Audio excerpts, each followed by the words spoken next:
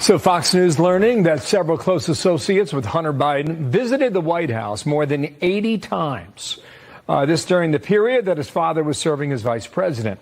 Griff Jenkins running the story down for us today in Washington. Hello, Griff. Hey, Bill, good morning. A new look at old records reveals 7 people associated with Hunter's now defunct firm Rosemont Seneca visited either the White House or the Naval Observatory on those 80 occasions and frequently met with then Vice President Biden's aides. And today, a former Obama-era stenographer is casting allegations about a past foreign trip, telling the New York Post, quote, Joe Biden committed crimes in Ukraine in a conspiracy with current National Security Advisor Jake Sullivan. I'm a witness to that happening. Now, this comes amid dual criminal and congressional investigations into the Biden family's finances. To date, President Biden has repeatedly denied any knowledge of his son's dealings.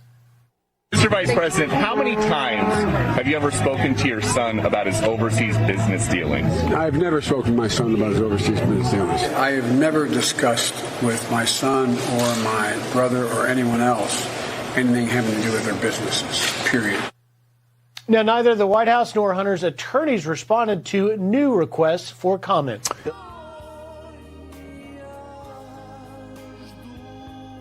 Come on, man.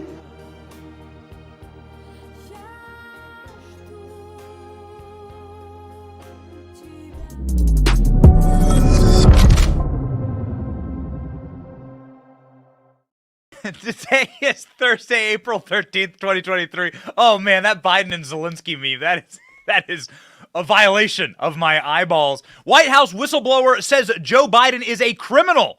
Says he has evidence that will put him in jail or impeach him. Bombshell stuff. Donald Trump sues Michael Cohen for $500 million. And ALX joins the show to talk about Elon Musk nuking the BBC. My name is Benny Johnson, and this is The Benny Show. Joe Biden may be going to prison, but that doesn't mean that you need to lock up your finances along with him. Joe Biden is trying to take the dollar down. Maybe you should consider diversifying. Now is the time, ladies and gentlemen. Now is the time to diversify into precious metals, as I have done. May I recommend my favorite people to do this, which is Allegiance Gold. Allegiance Gold is the best when it comes to protecting your IRA or 401k with physical gold and silver. You can have it delivered securely right to your door. They have 5 stars from TrustLink, AAA rating, Better Business, Consumer Alliance, A+ rating, Better Business Bureau. You can't ask for better. And that's why countries all around the world are buying and stockpiling gold, because it has real value. It is exactly what you should use to hedge against people like Joe Biden, who may be going to prison. Get up to $5,000 in free silver with qualifying investment. ProtectWithBenny.com today. ProtectWithBenny.com today. Ladies and gentlemen, we are witnessing in real time the collapse of the Biden regime. Now, a tactic that you're going to have with the enemy is that they are going to try and project strength. They're going to try and bring Hunter Biden to the Easter egg roll. They're going to try and bring Hunter Biden to Ireland, which they've done right now. Because that's definitely the most important thing happening in the world. Joe Biden wobbling around his home in Ireland for his ancestors, where his grandfather left in the 1850s.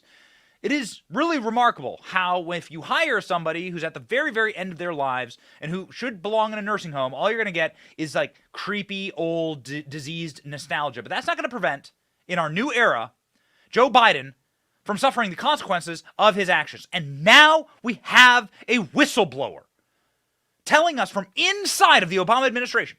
This is a man who worked for Barack Obama, coming out and saying, this guy's guilty as hell. This guy is crooked as Hillary Clinton.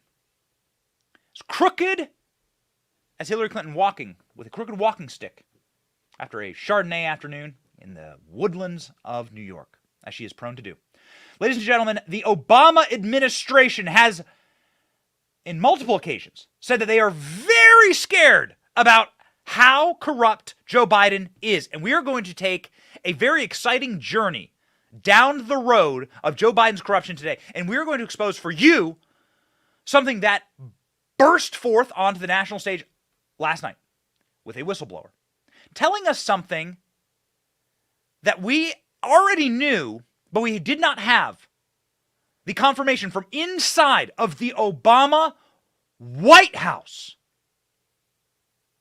But if you had your eyes and your ears open, then you would have understood exactly how desperate they were to stop you from talking about one thing. And remember, our corporate press, they are a fifth column in this nation.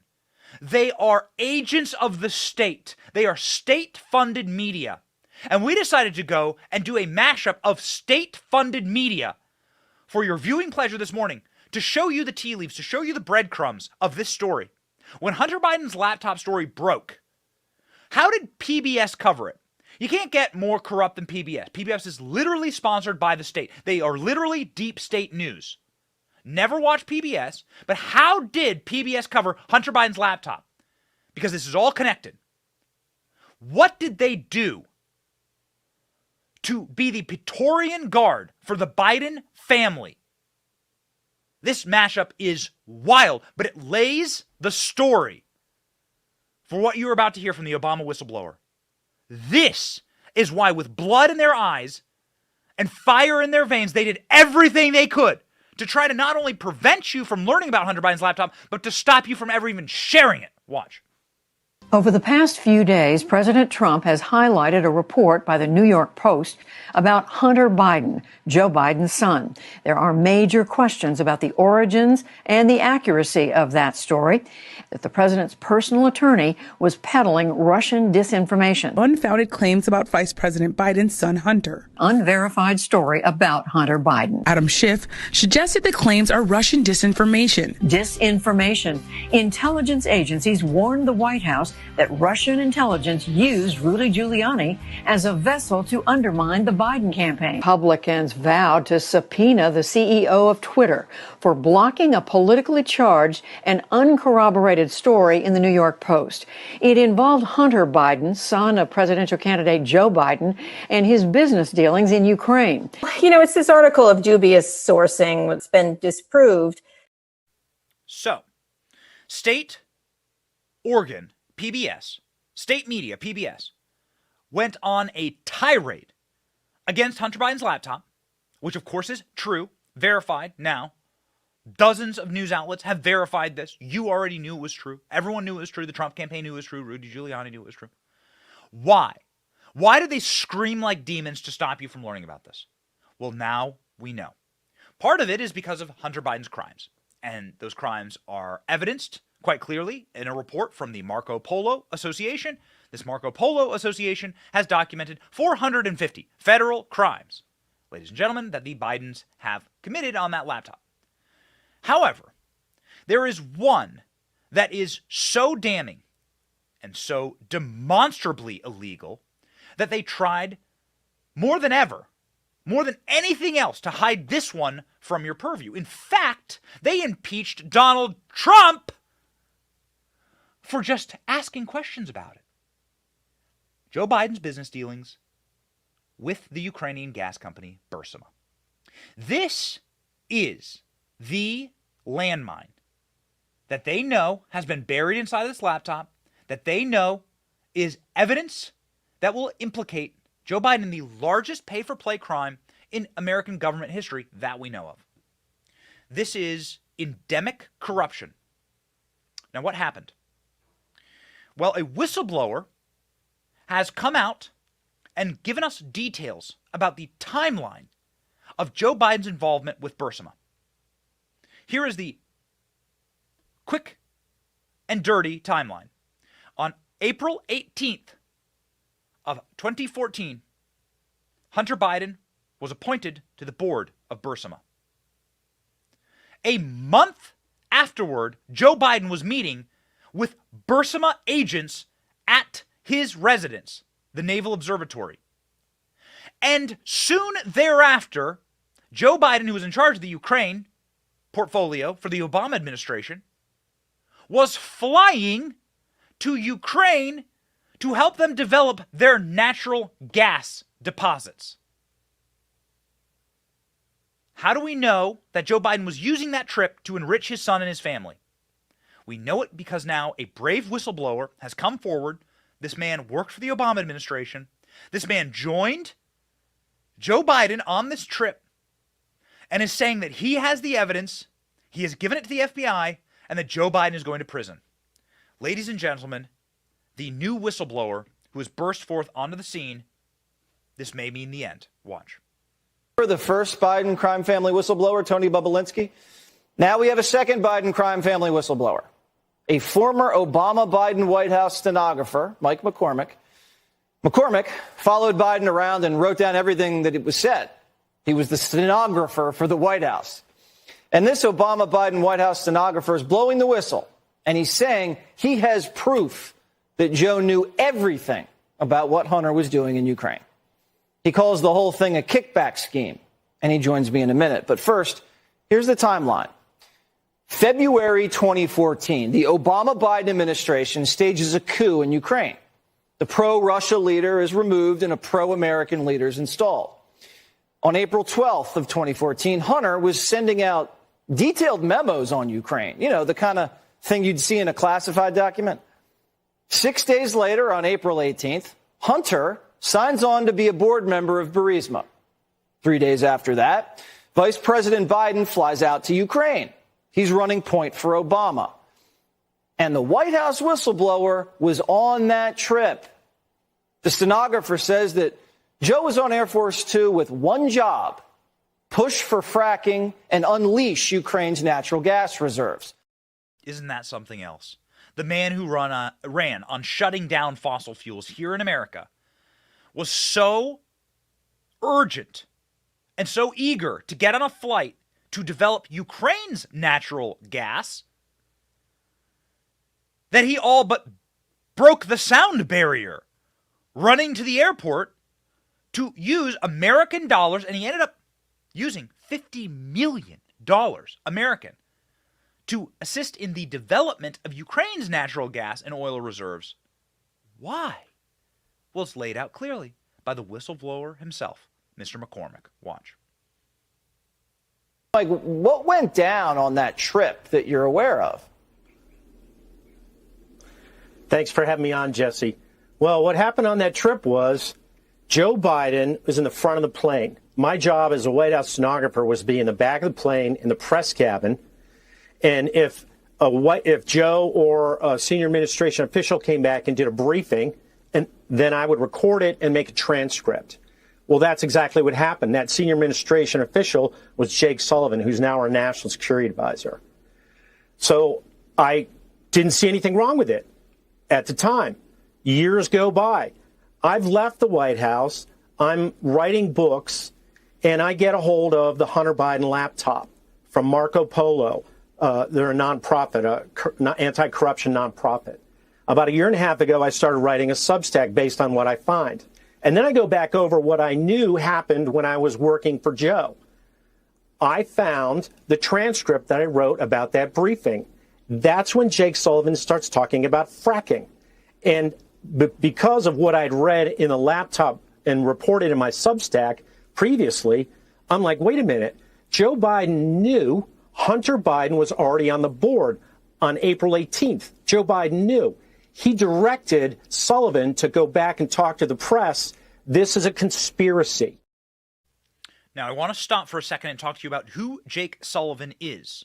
Jake Sullivan right now is the national security advisor for Joe Biden. Jake Sullivan has worked in national security his entire greasy, translucent-skinned, vampire-looking, goblin-esque life. This is the man who planned the deadly pullout from Afghanistan. But more importantly, the further you look, you realize that Jake Sullivan is deep state as hell. You can't get more deep state than Jake Sullivan. Jake Sullivan is the man at the center of the Russiagate hoax. Jake Sullivan is the man targeted by John Durham for shopping around and actually initiating the writing that led to the Russiagate hoax. Jake Sullivan crafted it all up. This is how corrupt this individual is. Not only that, Jake Sullivan's wife, she's a prosecutor for the DOJ. She's someone directly involved in going after Donald Trump. This is how the deep state works. So Jake Sullivan went on this trip with Joe Biden and was there in order to create cover so that Joe Biden could go and develop energy resources for his son. According to the whistleblower, there was a conspiracy theory that was hatched. And that conspiracy theory was to enrich the Biden family by using American power. Jake Sullivan was the con man, the operator that made it all happen. And this whistleblower says that he has spoken with the FBI and that he has documents that are going to land Joe Biden in jail or impeached or both. Absolutely shocking stuff. Watch. I went to the FBI and filled out their witness tip line. There's a website. You fill out all these tips, these web directions. I submitted it. If you lie to the FBI when you're submitting a tip like that, you can go to jail. I'm not lying. I'm telling the truth. Joe Biden is lying. Joe Biden is a criminal. That's the bottom line. I don't care if he goes to Timbuktu or Ireland or anywhere. He's a criminal. And I've got the evidence. If they put me in front of the grand jury that's right now seated in Wilmington with Special Prosecutor David Weiss, my testimony becomes the evidence that will put him in jail or will lead to his impeachment. Probably lead to his impeachment first. So you're saying that Joe Biden wasn't going to Ukraine to fight corruption. Joe Biden was going to Ukraine to help the natural gas industry. At the time, he knew that his son was on the board of the biggest natural gas business conglomerate in Ukraine. That's exactly right. This man, on penalty of perjury in jail, Mr. McCormick, who went with Joe Biden, who traveled with Joe Biden, who was Joe Biden's stenographer, the man writing down everything Joe Biden was doing, is saying that Joe Biden belongs in prison because Joe Biden hatched a plot with Jake Sullivan in order to go and use American resources to boost his son's and his own financial interests. And they only did that after a coup in Ukraine. Do you see how the deep state operates? So throw out the leader, install your son to make money, and then go over there and use American taxpayer dollars and Air Force too in order to start turning that money. Hoovering that up directly into your bank account. Check out this article, bombshell stuff from the New York Post, who did the original reporting on this issue. Joe Biden boosted Ukrainian gas industry as Hunter took role. Vice President Biden visited Ukraine on a mission to bolster the country's energy industry just days after his son joined the Burisma Natural Gas Board, which a former White House stenographer claims implicates Joe Biden in a foreign influence peddling kickback scheme. Mike McCormick said he was the current national security advisor. Mike McCormick, who's the name of the stenographer, said he was with current national security advisor Jake Sullivan when Biden aide in the press cabin of Air Force Two en route to Kyiv on April 12, 2014, outlined how the world's wealthiest country, America, would help the deeply corrupt post-Soviet state build its gas industry. Giving a rundown of priorities for the trip, Sullivan described in a transcript as an anonymous senior official, they kept Sullivan's name out of it, said Biden would discuss with the Ukrainians mediums for long-term strategies to boost conventional gas and petroleum. So let's make sure that Ukraine can build as much gas as possible. This, the guy who says he's going to shut down fossil fuels, was raging to get Ukraine up to peak in their fossil fuel production. Why? Get a load of this. In December of that year, amid broader Obama administration support for Ukraine, Congress approved $50 million to support the country's energy sector. $50 million from the American Treasury to help develop Ukrainian energy that Hunter Biden and the Bidens would get a cut of. This is the largest corruption tale that I have ever seen in government, and I have been covering politics for 15 years. McCormick provided screenshots of an online FBI tip submission that he says completed in February. He has yet to hear back from the FBI. Lying to the FBI is a crime punishable by 5 years in prison. Right now, they are 3 years into an investigation and nothing is happening. He added, I will testify. I will testify. I have the evidence. Ladies and gentlemen, multiple members of the congressional Republicans have sounded off on this. Hunter Biden, of course, had no credentials to sit on the board of a Ukrainian energy company. His last name was Biden, said House Oversight Committee James Comer. So James Comer is on this. He's a friend of the show. Elise Stefanik has said, the truth is coming out. I am committed to ensuring that the entire Biden crime family is held accountable for compromising our national security. Hunter Biden was paid $1 million a year. 2014, 2019, so it's $5 million for sitting on this board. Plus every other way that they can possibly pay him. That's what we know of. This is why we talk about the bank records. You must understand how the bank records operate. And you must understand that there was an open door. According to this article, there was a swinging open door of Burisma agents into the White House. So open was this door that the Obama administration said, what the hell is going on here? The Obama administration State Department flagged Hunter Biden and said, this is going to be a major issue for us. He's on this board of Ukrainian gas company. His dad's in charge of Ukraine. This is total and complete corruption. We have the reporting from that. Now we find out that 80 times Hunter Biden's business partners went to the White House to meet with Joe Biden. And they're trying to put Donald Trump in prison for Excel spreadsheets. My God, watch. 4 business partners, a vice president of the company, and 2 assistants at Hunter Biden's now defunct firm visited the White House more than 80 times when his father was vice president. That's according to Fox News Digital. President Biden has repeatedly insisted he had no knowledge of Hunter Biden's business dealings amid dual criminal and congressional investigations into the first son and his family. The White House and Hunter Biden's attorney did not respond to requests for comment. So how did they get the money? We now know. Privat Bank, and we've talked about it a lot, the oligarch Kolomoisky in Ukraine. There is an oligarch who is the man who you have to do business with if you wish to go into Ukraine.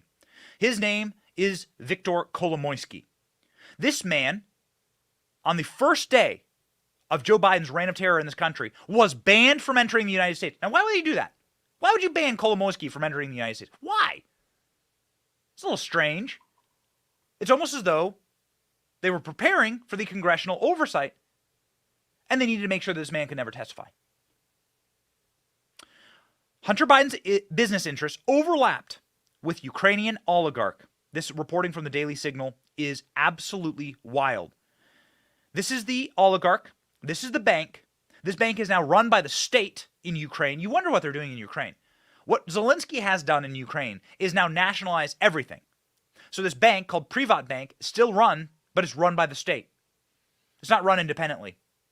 Because independent individuals can use these records of corruption to save themselves from prosecution.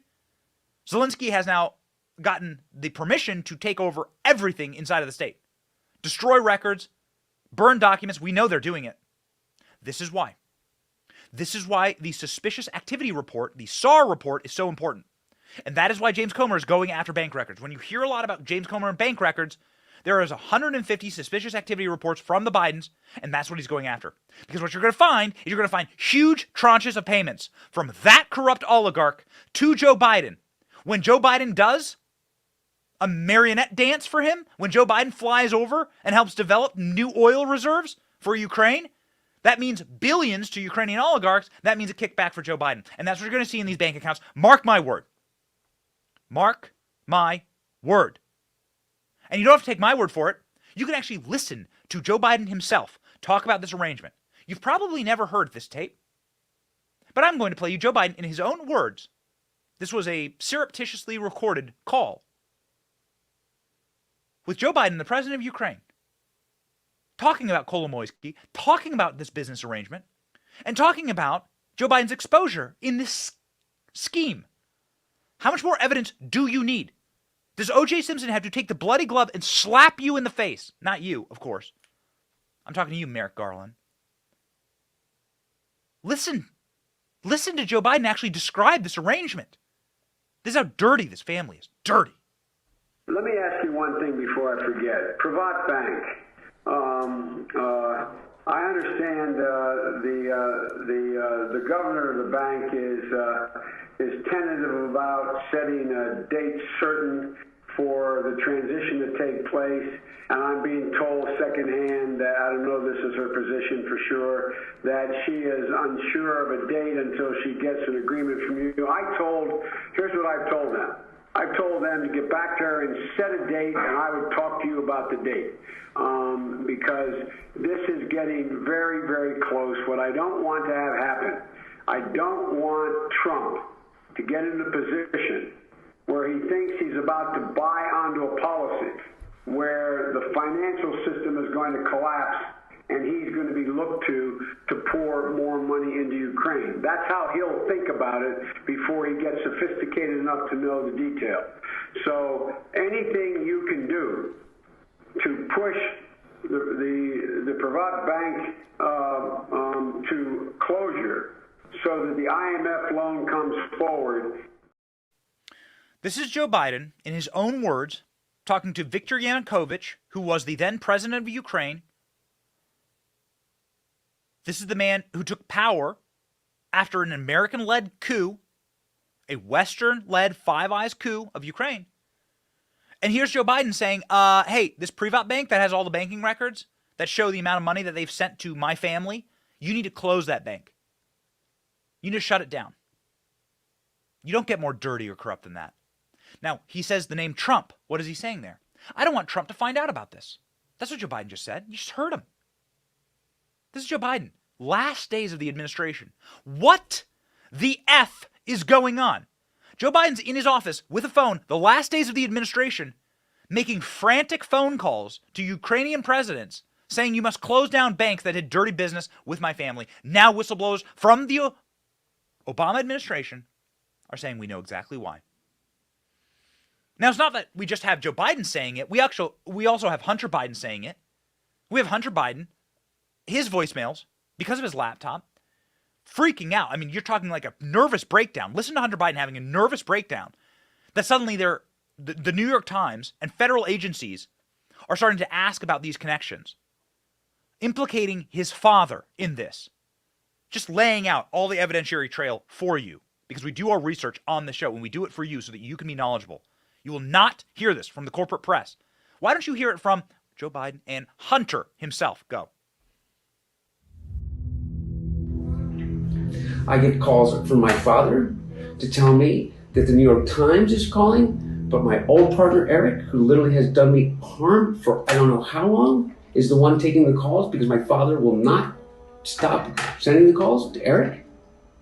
I have another New York Times reporter calling about my representation of literally, Dr. Patrick Coe, the spy chief of China, who started the company that my partner, who was worth $323 billion, founded, and is now missing.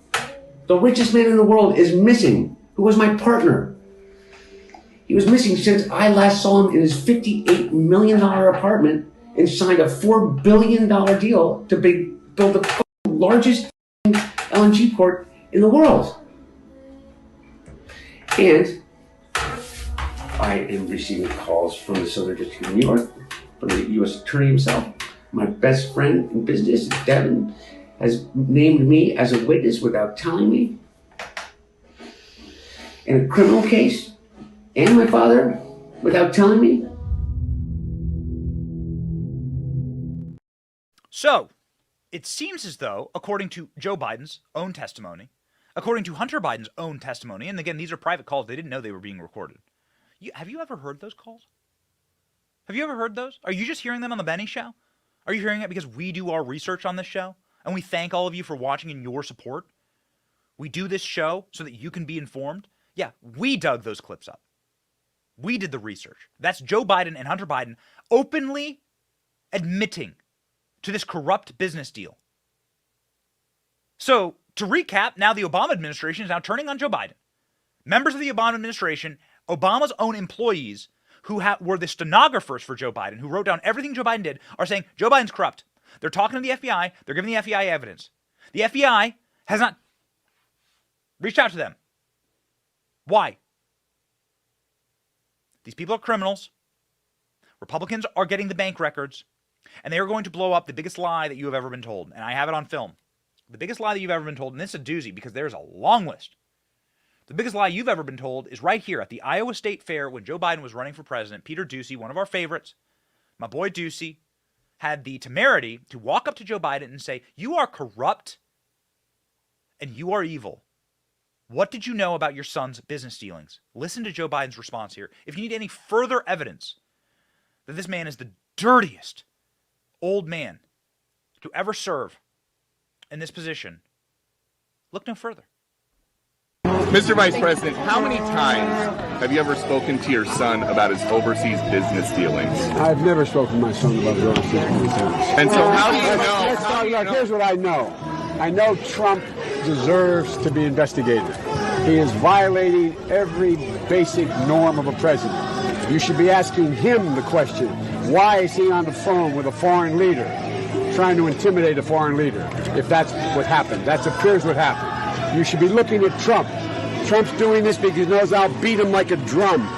And he's using the abuse of power and every element of the presidency to try to do something to smear me. Everybody looked at this, and everybody's looked at it and said there's nothing there. Ask the right question. Mr. Biden, okay, but if you've never spoken to your son, will he be impeached for this? Depending on what the... Ask the right question. Now, at that point, Joe Biden was talking about Donald Trump asking Ukraine to investigate him. You remember that's why they impeached Donald Trump. They impeached Donald Trump for Joe Biden's crimes. Put it on a t-shirt, slap it on a bumper sticker. They impeached Donald Trump for Joe Biden's crimes in Ukraine.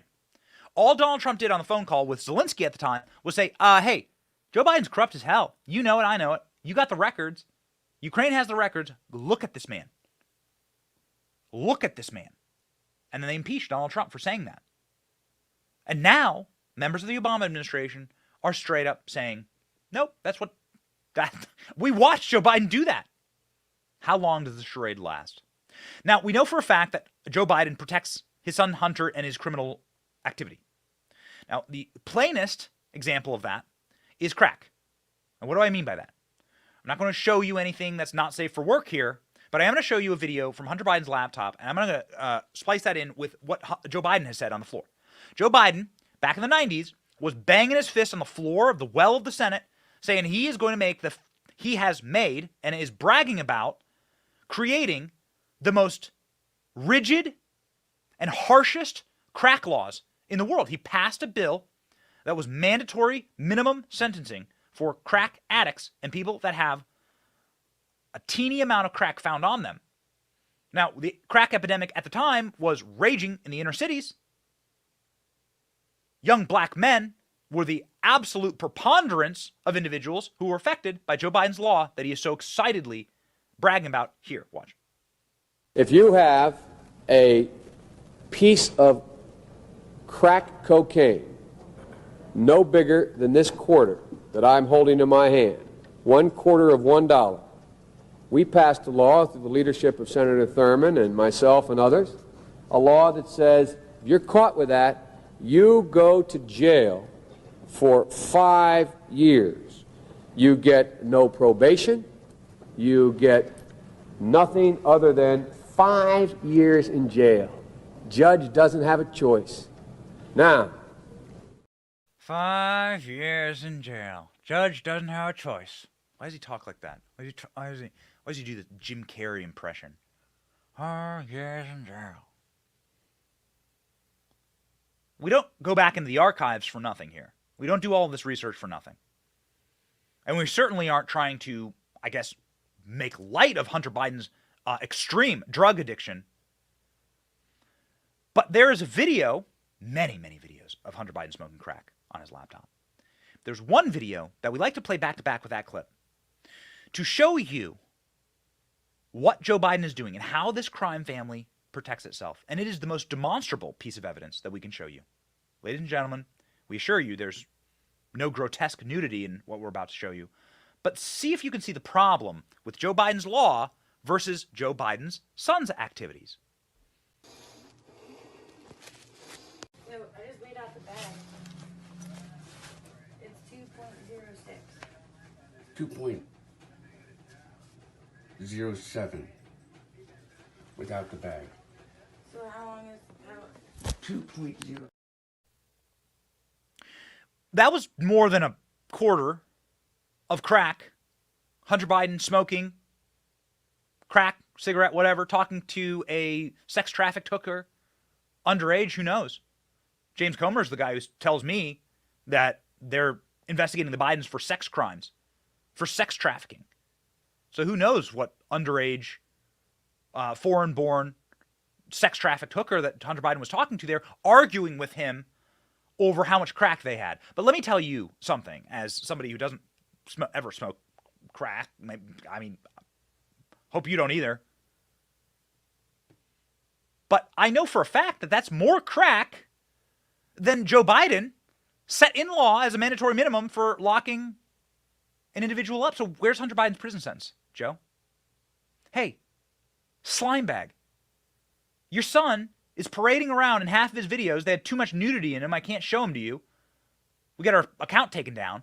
Parading around with a gun, with a firearm, illegally bought. Then he had a fight, and that firearm was thrown into a dumpster right beside a high school. And then the Secret Service showed up to try and confiscate all the paperwork to prove that he had ever bought that weapon. And Joe Biden's going to get on TV and he's going to mule at you about gun crime and about people who lie to the federal government and about individuals who shouldn't be owning guns in the country. And he's not going to put his son in jail. I can show you the physical video. I only show you that to explain to you the nature of this family. You must understand the nature of these individuals. So now Hunter Biden is where? In prison? Clearly he's violated a ton of Joe Biden's laws that his father had passed. No, actually. Currently, Hunter Biden is in Ireland with his dad. Hunter Biden's in Ireland with his dad being his gatekeeper. Hunter Biden steps in to help Joe Biden understand a question he's being asked by a group of children. Hunter Biden is by his father's side at every single step of the way here. This is called softening the image. This is a PR stunt. What they're trying to do is they're trying to soften Hunter Biden's image. They're trying to make it so that, like, you can't attack him. They know that a prosecution is really heating up for Hunter Biden. And so what they're trying to do is they're trying to, like, push him into the light in a positive way. Hey, go to the Easter egg roll. We know there's footage of you with underage prostitutes smoking crack, but hey, go to the Easter egg roll. That will soften your image. Here's Hunter Biden having to translate English for his father. Dad, he's got a question. What's your question? What's the top what? What's the top of success? Or making sure that we don't all have COVID? What are you talking about? To success. Like, what's the key to success? Well, because the key to success. Yeah. You know what I found out the key to success is? And I'm not sure I'm the best guy to explain it. These guys can tell you. The key to success is whenever you disagree with someone, it's okay to question their judgment, whether they're right or wrong. But it's never okay to question their motive. This from a man who just is trying to lock up his political opponent in prison. When you disagree with someone, don't question their motive. Just put your political enemies in jail. That wasn't the only time on the trip that Joe Biden had trouble speaking English. Joe Biden trying to explain that the White House is also inside of Congress. I've lived in D.C. for 15 years. I don't think that's true. As a matter of fact, as you walk into my office in the Oval Office in the United States Capitol, guess what? You know who founded and designed and built the White House? An Irishman. No, not a joke. Not a joke. When you walk into my office on 1600 Pennsylvania Avenue in the United States Capitol, definitely not dementia. Joe Biden also wandered around a castle in Ireland and explained to people that they shouldn't jump off of the turrets of the castle, so encouraging people to not commit suicide. Just don't jump over. Don't jump. No, not now. Joe Biden is himself the subject of a federal investigation right now, where Joe Biden stored every classified document imaginable in his own keeping. Joe Biden's federal document investigation is ongoing by the Justice Department and a special counsel. A man named Robert Hur is in charge of it. He can add one more document to the list of tens of thousands of classified documents that Joe Biden hoovered around and squirreled around throughout Boston, Delaware, and Washington, D.C. Add one more to the list. Ireland police confirm security breach around Biden trip after classified document found in the street. This is real. This is from Fox News. Police in Northern Ireland are admitting to a security breach after a document reportedly containing details of officer deployments in the city of Belfast, where President Biden's visiting Wednesday, was found in the street. The BBC is reporting that a member of the public called to the attention and said that they found a document that had sensitive information about the president's visit. We are aware of a security breach, said the Service of Northern Ireland Police. Oh. Well, I mean, at least they're consistent. Watch. All right, breaking at this hour, all new at 2. President Biden on the ground in Ireland, his motorcade making his way through the streets there after a stunning security breach during the president's trip to Ireland. Yeah, sensitive security information with details of President Biden's travels reportedly going missing, then later showing up tossed in the street. So who found those documents and who exactly dropped the ball here? Yeah, got it. So they want to insult you. A lot of this is about degrading and dehumanizing this nation. They want to degrade us. There's no other explanation for it, right? You can't call it anything else. It is a grinding of what you perceive as right and wrong, what you perceive as beautiful, what you perceive as good in this nation. They're going to grind that to powder. That's the goal, to chop all of that down. That's why when you look at fashion magazines and you see objectively ugly people on the cover, objectively ugly people on the cover of magazine, it's degrading. It's anti-human. They want to reverse engineer society. And to do that, you must create a crisis. You must put open criminals at the Easter egg roll. Guys who committed sex trafficking standing there in front of the Irish children, talking with them. You've got to rip up the girds of society. You must create a crisis. You have to use the justice system to go after Joe Biden's political enemies. Not be able to define what a woman is. It's all part of the same charade. It's all part of the same scheme. It's neo-Marxist. It's designed to make you question reality itself. It's maddening. It's why we do this coverage on the show, to see these corrupt individuals. Here, another doozy, literally as we're doing the show. Just in, bank records show millions in transactions between Hunter Biden, China firms. What's going on here? The Chinese are now coughing up documents about the Bidens. This would have been our lead if it were not for the whistleblower from the Obama administration. How corrupt can they be? How insulting can they be to you and your country? The Chinese are now cooperating with American investigators about the Bidens and the millions that they raked in from overseas business dealings. My God. A Chinese-American financial institution called Cathay Bank has given Senate Republicans records showing millions of dollars from Chinese companies to President Biden's son. Oh, 10% for the big guy. This is having to do with the China Energy firm. CEFC is what it's called. China Oil, call it China Oil. And they were trying to create a natural gas junction in Texas. So where the hell are the Texas attorney generals? We asked Ken Paxton this yesterday. Where are the DAs in Texas investigating this crime? We'll continue to push. There's a lot of breaking news, including this, that the Chinese are now cooperating with Republican investigators into Biden corruption. A lot of breaking news, and at this moment, you need to make sure that you are connected, because this breaking news could have a major effect on your life. Ladies and gentlemen, that is why my company and me personally use Patriot Mobile. Patriot Mobile is the only Christian conservative wireless provider with defendable nationwide coverage on all 3 major networks. You can get the best possible service in your area, plus a coverage guarantee. If you're not happy with your coverage, you can switch for free. You will be happy with your coverage, and you can get free switching today with the code Benny. This is the company that supports free speech, sanctity of life, the Second Amendment, and our military and first responders. Free activation today with the offer code Benny. Go to patriotmobile.com/Benny, patriotmobile.com/Benny.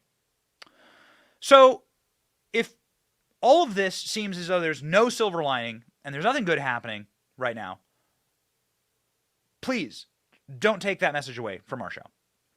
When good men stand up and do things to fight the evil in society, that can have a profound effect. And we saw that on full display with Elon Musk just this past 24 hours. The BBC journalist, some uppity prick named James Clayton, got something in his tea, a bee in his bonnet, and decided to go interview Elon Musk. To his surprise, Elon Musk said, yep, come in here and then do an interview with me. And so this man walked into Twitter's headquarters, sat down with Elon Musk, and effectively committed career suicide on tape. Elon Musk live streamed the entire thing. It was glorious. And one of the individuals who Elon Musk interfaced with during that live stream was our producer, the great ALX, who joins the show now.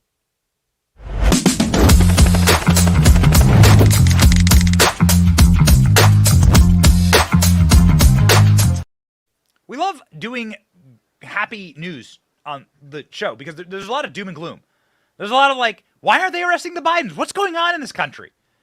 But we like bringing attention to the fact that Elon Musk, as a man and as a movement himself, is really, I think, changing the course of dialogue in this nation, exposing so much. Not sure he gets all the credit for it, ALX. Can you give us a recap of what happened 2 nights ago? Yeah, so James Clayton said that he emailed Elon in the morning, wasn't expecting an answer from him, and seemed ill-prepared because he went into that interview and he said himself that he was surprised he got an answer. Elon himself tweeted, going live with James Clayton in 10 minutes at the BBC. Tune in, and he had the space. He said that he was going to be on Spaces, so it was simultaneously live streamed on the BBC and then also on Twitter Spaces, which was genius. So they couldn't, clip it up and take things out of context. So he goes into it. He starts asking some prodding questions about misinformation and hate speech, and Elon says, "I'm not going to be the arbiter of what's true, what's false. Who's the arbiter of truth? Is it the BBC? Like, who is it?" And that's when the gears shifted in the interview, and Elon became the interviewer, it seemed. He couldn't name in one example of the content that he was complaining about, and then he even agreed with Elon that it shouldn't be taken down, the same type of slightly sexist content that he was complaining about. So he really turned the tables on him, and it was, an embarrassment for him at the end. So I believe we have a clip here of the interview, which was shockingly released by the BBC. I mean, if we ever did an interview, ALX, and we had a guest that just absolutely destroyed me, I wouldn't release the footage. I'd destroy it. But somehow the BBC thought they got the better of this. What's our first clip? So the first one is when Elon Musk asks the BBC reporter James Clayton who the arbiter of truth is, and he kind of, is taken aback, and he doesn't answer. He's like, "Oh, you're asking me for an answer?" It's like, well, yeah. So let's check that one out. Do you think you prioritize freedom of speech over misinformation and hate speech? Well, who's to say that something is misinformation? Who's the arbiter of that? Is it the BBC? You're literally asking me? Yes. Well, no, you are the arbiter on Twitter. Yeah, so the point I'm trying to make is that the BBC itself has, at times, published things that are false. Do you agree that that has occurred? I'm quite sure the BBC have. Yeah, so... Okay, getting spicy there. He admits that, well, number one, are you cracking down on misinformation? And then in the same breath, he's admitting that the BBC has pushed false information. So... my next question would be, okay, should the BBC be banned from Twitter for spreading misinformation under, you're telling me I should be cracking down on this stuff. It's like, well, the BBC is guilty of what you're complaining about. So what are you complaining about? So, okay, that's just the setup. So then the ball continues to roll. Yes. So then he goes more into the vein of what hateful content he's starting to see. And, he wants specific examples, and it's just like pulling teeth. So let's see the first one about the slightly sexist content. I could see more hateful content in that. Content you don't like or hateful? What do you mean to describe a hateful thing? Yeah, I mean, just content that will solicit a reaction, something that may include something that is slightly racist or slightly sexist, those kinds of things. So you think if something is slightly sexist, it should be banned? No, is that what you're saying? I'm not saying anything. I'm asking for specific examples, and you just said that if something is slightly sexist, that's hateful content. Does that mean that it should be banned? Well, you've asked me whether my feed, whether it's got less or more. I'd say it's got slightly more. Yes. So, how do you define slightly sexist? Yeah, exactly. He can't define anything, and when pressed for specific examples further, that's where it got really, really funny. Let's check out the rest of that clip. That's why I'm asking for examples. Right. Can you name one example? I honestly don't use. Honestly, I You don't. can't name a single example. I'll tell you why, because I don't actually use that for you. Well, hang on a second. You said you've seen more hateful content, but you can't name a single example, not even one. I'm not sure I've used that feed for the last 3 or 4 weeks, and Well, then how did you see that hateful content? Because I've been using Twitter since you've taken it over for the last 6 months. Okay, so then you must have at some point seen your hateful content. I'm asking for one example. Right. And you can't give a single one. And I'm saying. Then I say, sir, that you don't know what you're talking about. Really? Yes, because you can't give me a single example of hateful content, not even one tweet, and yet you claimed that the hateful content was high. Well, that's false. No, what I claimed. You just lied. You just lied. Yeah. So am I hearing that right? On that. Yeah, am I hearing that right? So he's claiming he doesn't use Twitter, but that he's seeing the spike in hateful content, and then Elon's like, but you don't use Twitter. You're lying to me. Exactly. And the whole setup to that too, it's a much longer breakdown. It's like a 7-minute exchange. So what led into that too was him saying, well, you've brought back all of these banned users like myself who were banned for misinformation or whatever. So that was his main gripe with the whole misinformation and hate speech, was that it was due to the fact that he was restoring free speech and bringing back banned users. So that's why he asked, he's like, well, do you think slightly sexist content should be banned? Do you think all of this should be banned? And then he admits the BBC is guilty of spreading misinformation himself. And then he's backtracking and saying, well, I can't name a specific type of content or piece of content. I don't use the feed. So, but that, he spent 7 minutes complaining about it. So after the interview, he was packing up, and Elon decided to take questions from the audience. So I was brought up as one of those audience members, and I decided to ask him a question about a memer that was, recently convicted of a crime to meddle in the election, quote unquote, for posting a meme about Hillary Clinton. I had seen that he had engaged with a tweet about it in the past, but it was more asking does anyone have more information? What's the criminal complaint on this? That's what his tweet was about. And it seems like he read up on it. So I asked him about it. Here's how that went. Really troll heaven on Twitter. And the thing is, even I even get trolled, and I'm like, God damn, why did I get trolled again? That was really dumb. Right. Yeah, I get trolled every day, and it's like, part and parcel of being on Twitter. Yeah, totally. It's worth it.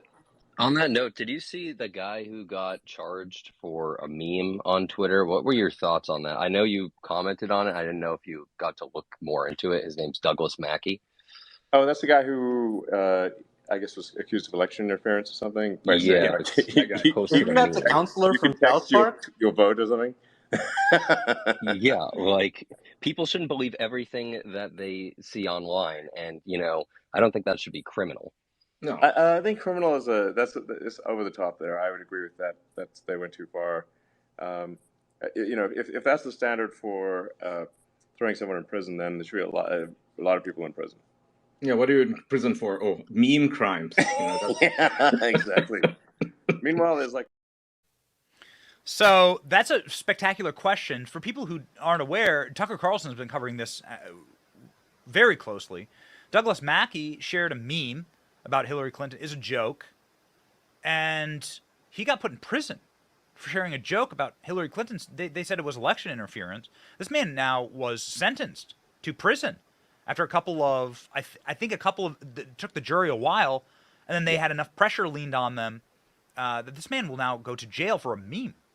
Mm-hmm. Yeah, I believe he gets his actual, what is his punishment's going to be. I think it's in August later this year, but I think they're going to try and appeal it. I know they're still fighting it. It's an absurd, I could not imagine like being an American citizen on a jury and saying, oh, this guy posted a meme in 2016. We're going to throw him in prison for 10 years. Like that's actually insane. Like maybe take the content down off of Twitter, which actually there is a reverse example of somebody doing this, a Biden supporter doing this in 2020, posing as a Trump supporter with a sign saying text your vote or whatever, like basically the same thing, except they're posing as a Trump supporter. In this case, actually, so this person was a sock puppet account, and they had an image of Charlie Sheen with a Make America Great Again hat. That was their avatar. And that was the account posting it. So my question would be, is like Hillary Clinton supporters are that dumb that they fall for an anonymous account on Twitter, posting that with a MAGA hat on, giving them advice on where to vote? Like, is that really their allegation that like Hillary Clinton voters get their voting information from Trump supporters? I don't understand that allegation there. But yeah, in the reverse, that content is still on Twitter. The Biden supporter who did it. So they're not arrested, and it hasn't been taken down from Twitter. So this man was arrested for a meme, and could the government have ever prove that this man manipulated any votes? I mean, could they prove any harm here? So they actually reached out to people who texted the number, and they couldn't identify one vote that was impacted. So no, they haven't. And it took them a while to build this case because this happened in 2016. They brought charges against him 7 days after Biden was inaugurated. So it shows you that they've been working on this for a while and that they were sitting on it.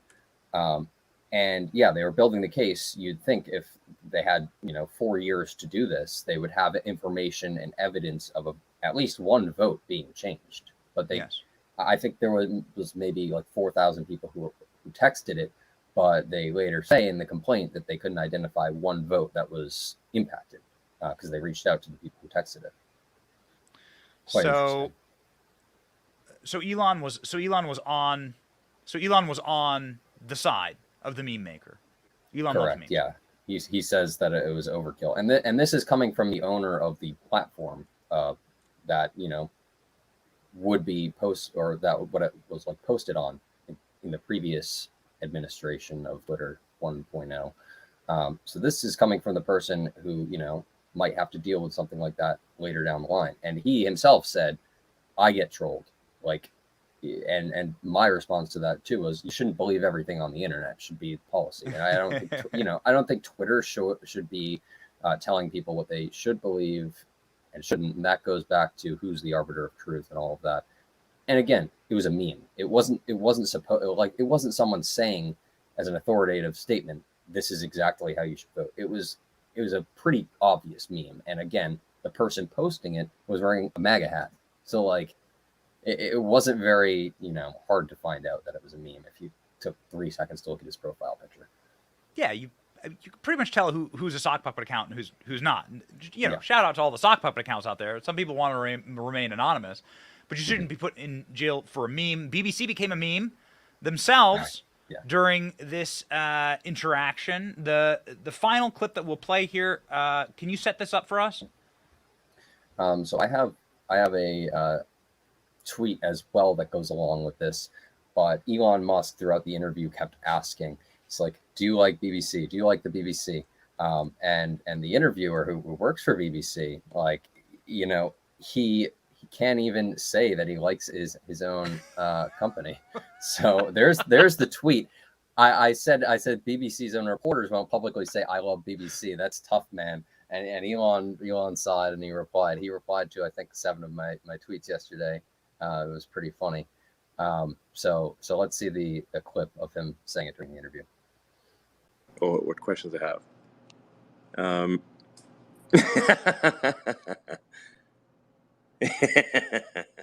Do you like the BBC?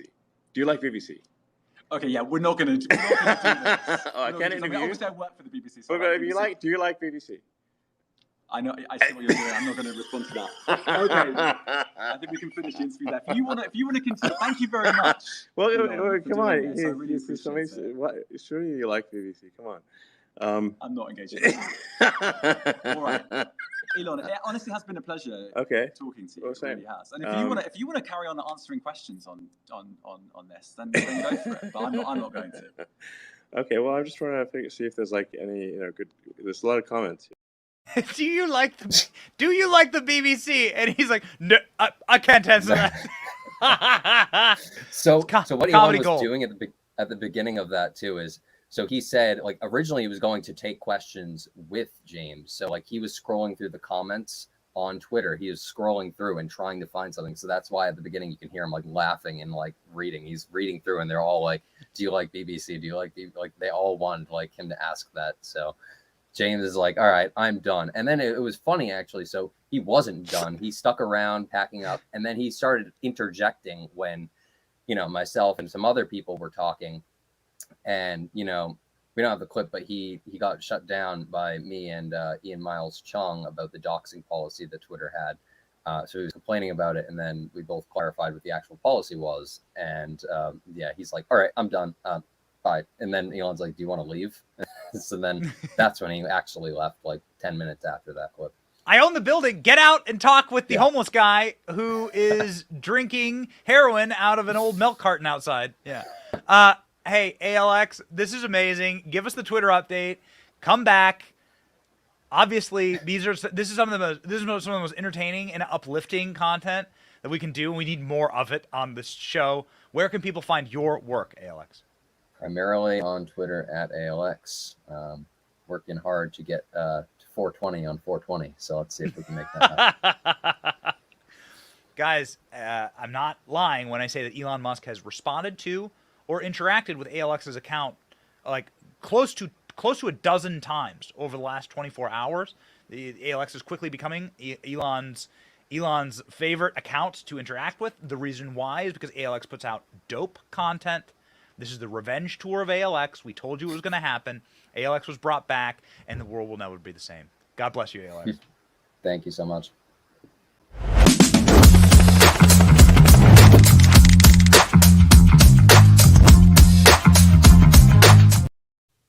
Oh, man. What a good team we have around here. I got to tell you, I'm so proud of the team we have here because everyone in their own way is, moving and shaking, and it's awesome. We are building an army, and we thank you for being part of that army. We, as an army, are saying no to Bud Light. We have some quick breaking news for you. $5 billion shaved off of Bud Light's market cap. Why is that? Well, because Bud Light went woke. Bud Light went anti-Christian. Bud Light embraced radical gender ideology without consulting the fact that all of their customers effectively are in the Deep South and in the Bible Belt. I'm like, well, that's against our church's teaching and just, that's against biology, according to Richard Dawkins and everyone else. So, yeah, didn't go great. Bud Light is now being canceled across the country from sea to shining sea. The fruited plains, ladies and gentlemen, are saying no to Bud Light, and they are very much going broke for going woke. Bud Light has been facing growing criticism for its partnership with transgender influencer Dylan Mulvaney. In the last 5 days, parent company Anheuser-Busch stock has decreased 5%. That's a loss of $5 billion in market cap. But Bud Light isn't the only company launching such partnerships. Nike, Olay, and Kate Spade are just a few brands being called out for what critics call woke advertising in order to boost their CEI score. The Corporate Equality Index, or CEI, is a social scorecard that grades companies based on their inclusivity. It is run by the Human Rights Campaign, arguably the most powerful LGBTQ lobby in the world, and is equipped with millions in funding from George Soros's Open Society Foundation. It was the F-aroundest of times and the find-outingest of times, as the wise man once said. And so Bud Light effed around, and now they're finding out. Don't drink Bud Light, ladies and gentlemen. It might turn you into a woman. Or at least a live-action role player of a woman. So somebody who is not role-playing, somebody who's for real running for president against Joe Biden, RFK Jr., we cannot wait to have him on the show. We've already outreached to his team. We will bring you RFK Jr. live very soon here. He gets his first major endorsement. Aaron Rodgers, the Packer quarterback, who said he was immunized from COVID, indicates support for RFK. I won't use the slur and the slander here. RFK has an incredible book out called The Real Dr. Fauci. RFK is a Democrat, and he is running against Joe Biden. Now, some people say that RFK should be not just in the Packers locker room protecting those NFL players whose, like, you know, body is their lives, like these athletes. It's wild, like how they went after the athletes. These athletes, their body and their physical health and their well-being, that is their life. So bodily autonomy on its basest level should be the most important to athletes. Guys like Aaron Rodgers actually spoke up about it, and he's a hero for doing that. RFK Jr. also spoke up against the mandates, about the insanity that Dr. Fauci pushed upon our nation. Dr. Fauci being punished and RFK Jr. running for president, getting endorsement. Some people say they should run with Trump. What do you think? Should it be Trump, Kennedy? Whoa. Yikes. What? So you have like an actual like dual ticket together? I don't know, man. That'd be wild. What do you think about that? Trump, Kennedy has like a weird 1960s sort of nostalgia, like through point to today. Interesting times. Interesting times. Sure would want to see Robert F. Kennedy in some position of high power in government. If there is one man who can undo what Dr. Fauci has done, or even begin to, it is Robert F. Kennedy Jr. Again, we look forward to having him on the show and talking to him about it. What we will do before then, however, will be the verse of the day. The verse of the day is from Psalms. Psalms. Surely goodness and mercy shall flow. Surely goodness and mercy shall follow me all the days of my life, and I shall dwell in the house of the Lord forever. One of the most famous Psalms, nay, the most famous Psalm. As David was being hunted through the wilderness by Saul, as David was being hunted. Hear that, Saul? Hear that, Royce? You know King Saul? Rolls-Royce knows King Saul? He can't respond because he's out sick. So Rolls-Royce, learning a little bit about the Bible. Myself too. David wrote this while he was being hunted in the wilderness by his king, and he still wrote about the peace that God provides, even though the entire nation had turned on him. His entire nation had turned on him, and the armies were hunting him. Does that sound familiar? Do you recognize America? Does it feel like you're being hunted, metaphorically and quite possibly physically? If you dare protest in front of an abortion clinic, yeah, you are being hunted. And God can be your refuge. I shall dwell in the house of the Lord forever. Goodness and mercy shall follow me all the days of my life. Let that be sitting upon your heart as you strike forth into this Thursday. Ladies and gentlemen, know that you got your boy Benny, and I got your back. This is The Benny Show. See ya.